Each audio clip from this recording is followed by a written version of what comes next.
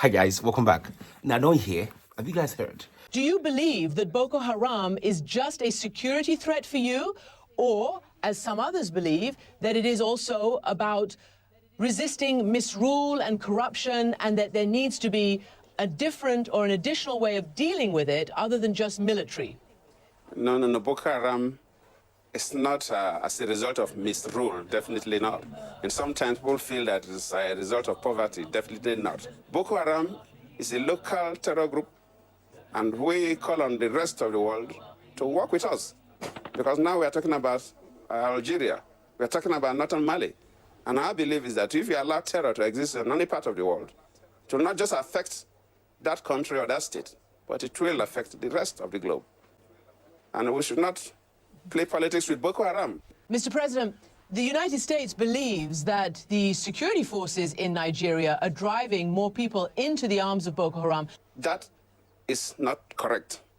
That is not correct. So on September 23, 2013, President Goodluck Jonathan visited the White House. He had a meeting with Obama, and in that meeting, he went to beg Obama. There are a few things that came up in that meeting. Number one, Boko Haram. Help me fight Boko Haram. Boko Haram is a problem. It's a big issue in sub-Saharan Africa, and it's something that the world needs to help us with because we cannot do it alone. Second thing he went to do was to talk about the 2011 elections, and our elections under his regime, especially the 2011 elections, are the most successful, are the most freest and fairest, can I say that, are the most free and fair election in Nigerian history. And he promised that he will continue to make sure that elections are fair and free. Everybody will vote, all votes will be counted, which is why, if you recall, in 2015, when he lost, he just, he didn't contest it. He just like, okay, fine. I lost, it's fair, free and fair, because of that promise and because of him being a man of integrity. Number three, he talked about investments in Africa. Like, can Obama's administration help invest in Africa? The funny part, or the punchline, is that Obama, if you look at the body language of Obama, and now Obama was just looking at him like, this guy, I don't really like this guy. I'm not sure. I don't know. That aside, if you recall, the Obama administration thought that Jonathan was very corrupt and that they thought they were, in fact, the most corrupt in the world. Even if you recall, when Obama went to Ghana, he shunned Nigeria. Nigeria being the giant of Africa. Even in that meeting they had in 2013, Jonathan had to remind Obama that Nigeria has 20% of African population, and 1 in every 5 African you meet is in Nigeria, and that Nigeria is very, very important. And also, according to Jonathan, in that same interview, Nigeria has the second largest GDP in all of Africa. These are facts that Obama already knows. Obama knows all of this. Obama knows all of this. They have all the facts and data. It's the US. So, but Jonathan felt like he needed to remind him that, guy, I beg you, I really need you to help me. I need you to help me because we are big. We are Nigerians, and US needs us. All unnecessary, by the way. But the body language of Obama was just like, this guy, I'm not sure about you. So then, for me to see this video circulating about this Abraham Barlow guy saying the US was not interested in Jonathan, they thought he was corrupt. They thought he's not doing enough on fighting Boko Haram. Even though Jonathan was trying to fight Boko Haram, only for him to reveal that the US, because we're not happy, they started supporting Buhari.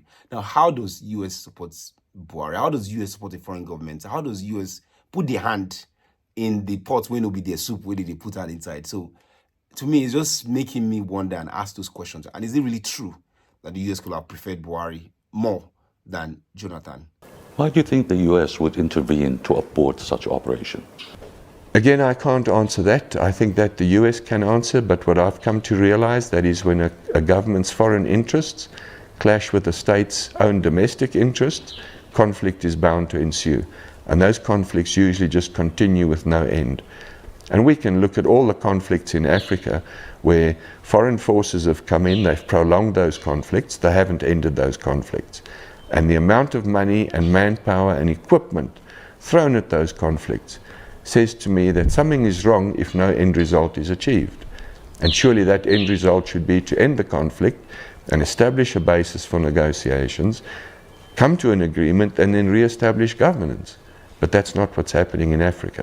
This South African veteran, his name is Eben Barlow, and there's just this guy who used to fight for the South African Defense Force, really smart guy, one of those guys who be say they did for army for a long time, and he knows African tactics in terms of defense and war, and just really, really sounds like an experienced guy.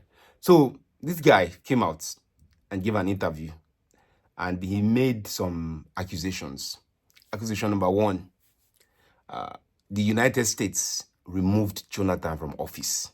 Could you name that foreign government? Yes, we were told it was the United States, and they had actually funded President Buhari's campaign. The campaign manager for President Buhari came from the US. And I'm not saying that the United States is bad. I understand foreign interests, but I would have thought that a threat such as Boko Haram on the integrity of the state of Nigeria ought to be actually a priority. It wasn't. Okay, I find that refreshing because now the first time I hear something like that, say the United States of America promote Goodluck Jonathan from office, number one. Number two, the guy also talk, say, United States of America, then put Buhari for inside office.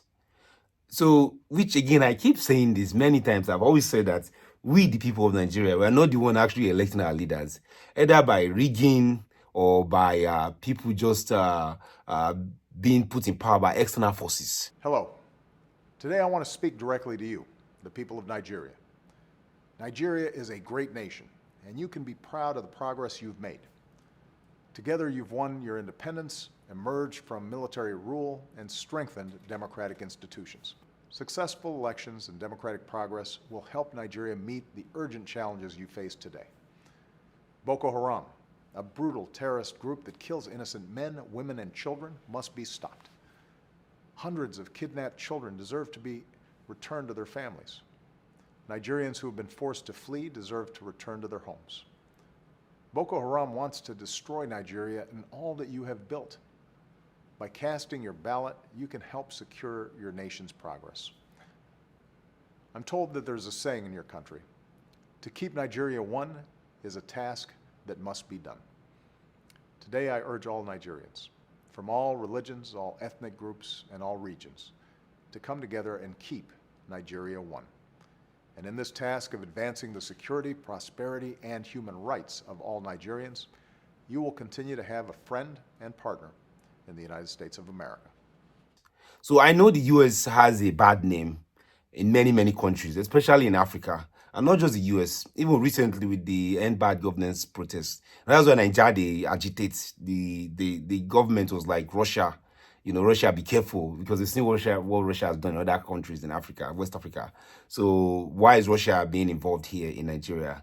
And people are saying, well, they want Russia. So there's so many things going on here. And this is making me to think twice. But anyway, back to the interview. So this guy said Jonathan was in office and US was not happy about it. Number two, US put Buhari inside. In fact, the campaign manager for Buhari was brought from the US. The most important and obvious thing for us to say, the guy talks, say, Jonathan believes say Boko Haram was the big problem, and Jonathan was trying to fight Boko Haram.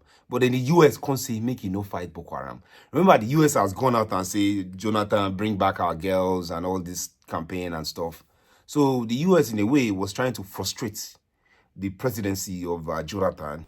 Mr. President, the United States believes that the security forces in Nigeria are driving more people into the arms of Boko Haram. That is not correct. That is not correct. And I've said this severally. Those are insinuations by some interest group. Well, definitely the insinuations by some interest group. All right, so one of those interest groups is the State Department of the United States. But let me ask you this. No. Yes, people sir. get wrong information to the State Department of the United States.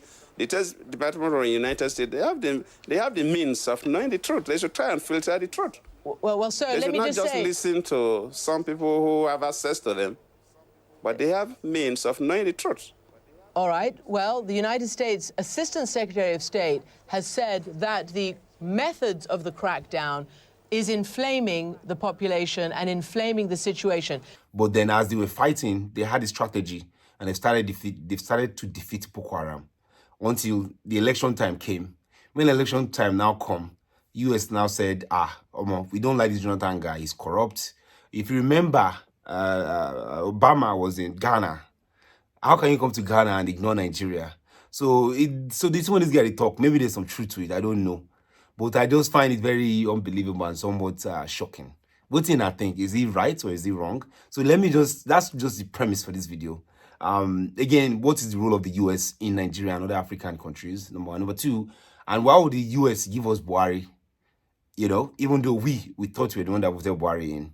Have you guys heard about that psychological book where they talk, say, 99% of the decisions you think you're making, you're not the one making it. You think you're the one making those decisions, but you are not the one making those decisions. This is one of those things where we think we're the one electing our leaders, where we're not really the one electing them. But we were never allowed to execute the entire operation. So in 1 month, we took back terrain larger than Belgium from Boko Haram. We were not allowed to finish because it came at a time when governments were in the process of changing. I think President Jonathan's government possibly saw the entire Boko Haram contract, if we call it that, almost as a last gasp in order to regain popularity.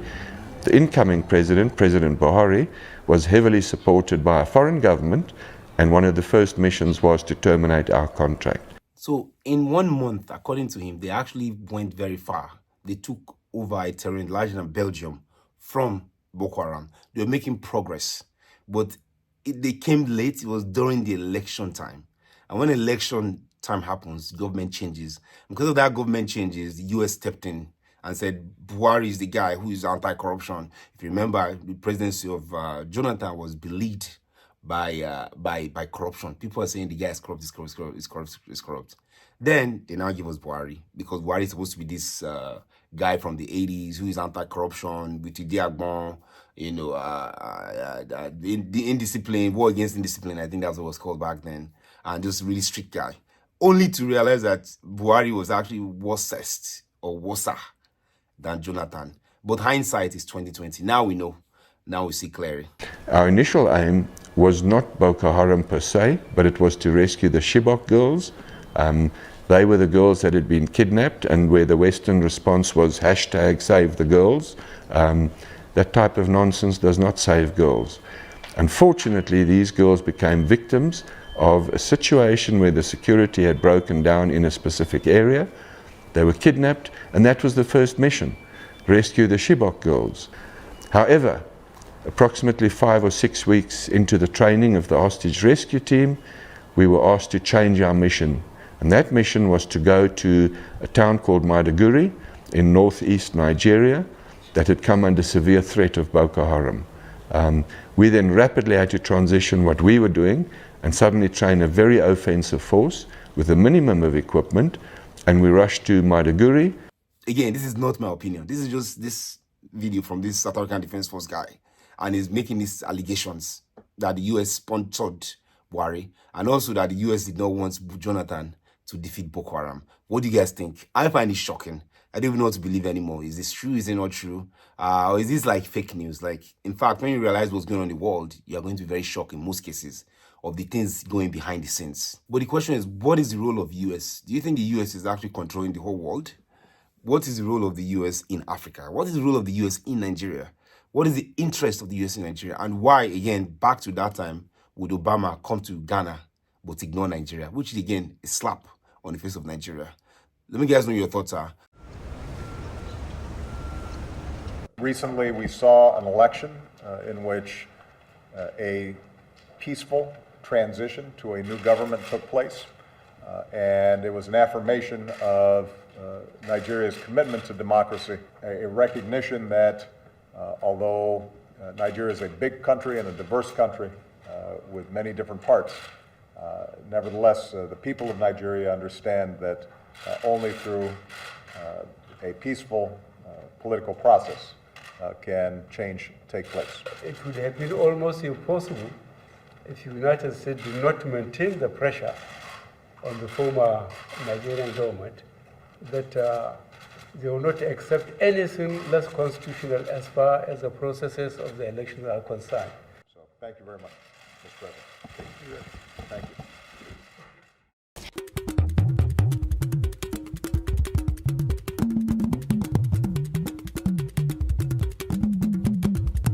Bata bata, bata bata, bata box.